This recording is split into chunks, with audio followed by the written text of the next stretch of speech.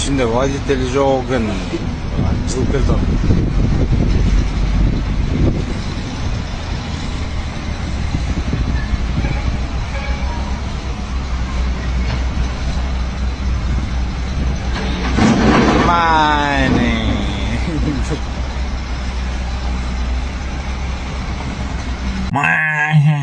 Диттем кеңир башчы.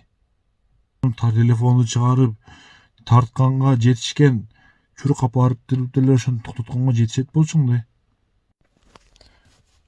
Ассаламу алейкум туугандар. Диттем кеңир башчы. Мен ушундай жапайлар каяктан келе берет, Акыркы күндө ушундай тукойлор жаман көбөйүп кетти. Бирөө мушташып атса, бирөө кызды зоруктап атса, видеого тартып турат. Ошону хотя бы ал милиция чакырам каш деп, же болбосо жардам берге деп башка бирөөлөрдү чакырса болот да турабы? Муну тартып турат мына КамАЗдычы. Жапайы. Ушуну өзүнө жеткизип койгулачы ким болсо дагы. Эмне ушундай жапайлар көбөйүп кетти? Акыры жаркангардан сүйлөп нерв да болуп кеттим. Күнөөгө да батып кеттим го.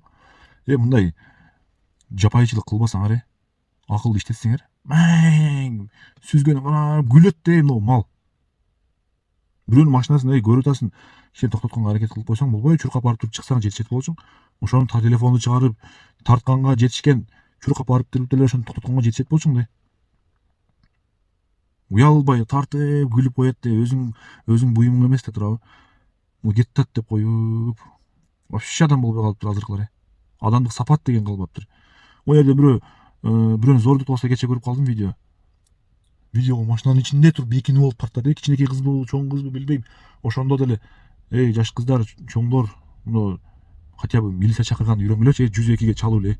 Же 103кө чалып туруп деле милиция кайсы десеңер айтып берет, 101ге чалсаңар деле айтып берет.